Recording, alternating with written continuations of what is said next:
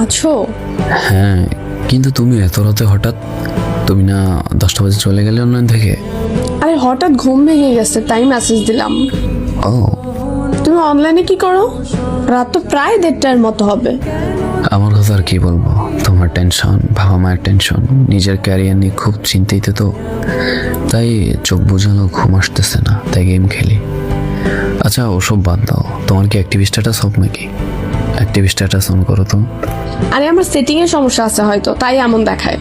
Password দাও, ঠিক করে দিচ্ছি।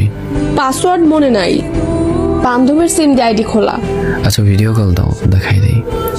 আরে আজব, তুমি রাতের বেলা কি শুরু করছো? পাশে আম্মু আছে। এত রাতেও আম্মু পাশে? বাড়িতে মেহমান আসছে, তাই আম্মু রুমে আমি। আগামীকাল দেখো। তুমি তো সব সময় আগামীকাল আগামীকাল বলেই যাচ্ছ। আজ পর্যন্ত কি আমার কথার কোনো মূল্য দিছো? লং ডিস্টেন্স রিলেশনশিপ তো, তাই চাইলেও তোমার সব ধরতে পারি না। সন্দেহটা কারণ ছাড়া হয় না।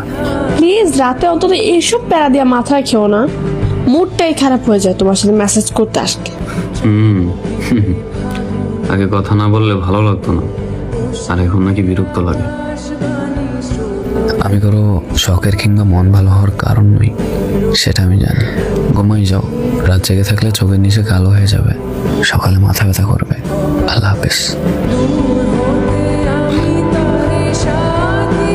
মেয়ে মানুষের মন পূজা বড় দেয়, শুধু শুধু কারণেই রাগ করে চলে যাচ্ছে, কোনো রিজন নেই। সামান্য সন্দেহ হয়, কি আর করবো, লং ডিস্টেন্স রিলেশনশিপ বলে কথা। যা বলে তাই বিশ্বাস করে থাকতে হবে। যাই ঘুমায় যাই, সবচেয়ে টেনশন করে মাথাটা খারাপ করে লাভ নেই।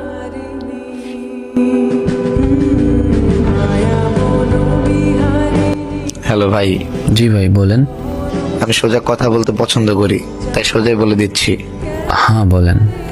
গতকালকে আমি আমার গার্লফ্রেন্ডের মোবাইলে আপনার ছবি দেখছি। আপনার গার্লফ্রেন্ডকে? আপনার খালাতো বোন। আমার খালতো বোন নেই ভাই। তনু আপনার খালাতো বোন না? শালা আমার খালতো ভাই বানাই দিল। না না ভাইয়া, ও আমার খালতো বোন হইতে যাবে কেন? যাই হোক, ওর সাথে নাকি মাঝে মাঝে আপনার কথা হয়, তাই বলে দিচ্ছি ওরে আর কখনো মেসেজ দিবেন না।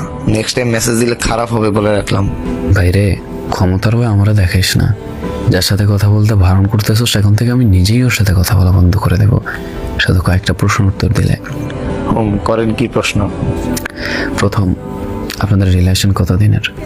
2.5 মাসে ও আমাকে পছন্দ করতো, আর আমি কলেজে পড়ি আর ও স্কুলে পড়ে। আসতে যেতে দেখা হতো, তারপর একদিন আমাকে সে প্রপোজ করে।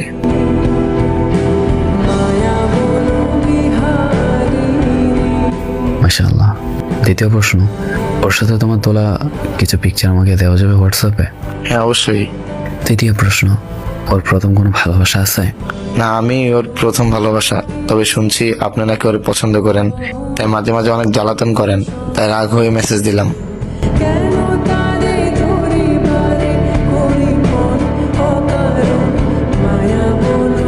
অসুবিধা নেই ভাই, আমি ওরা আসলেই পছন্দ করতাম। এখন যেহেতু আপনারা গার্লফ্রেন্ড বয়ফ্রেন্ড, তবে আমি কখনোই আপনাদের মাঝে আসবো না। ভাই হোয়াটসঅ্যাপ নাম্বারটা দিন। সন্দেহটা তখনই হয়েছিল যখন অ্যাক্টিভ স্ট্যাটাস অফ ছিল তার। আরে বেড়ে মানুষ, তোরে বিয়ে করার টেনশনে দিনের পর দিন শুকিয়ে কাতর হয়ে যাচ্ছি, আর তুই অন্য ভাতার নিয়ে ঘুরতেছিস, মজা নিচ্ছিস। নিজের ভালো থাকার জন্য যে মানুষগুলো অন্যের ভালো থাকা কেড়ে নেয়, তাদের প্রতি আমাদের মন ভরা কিনা জন্মাক।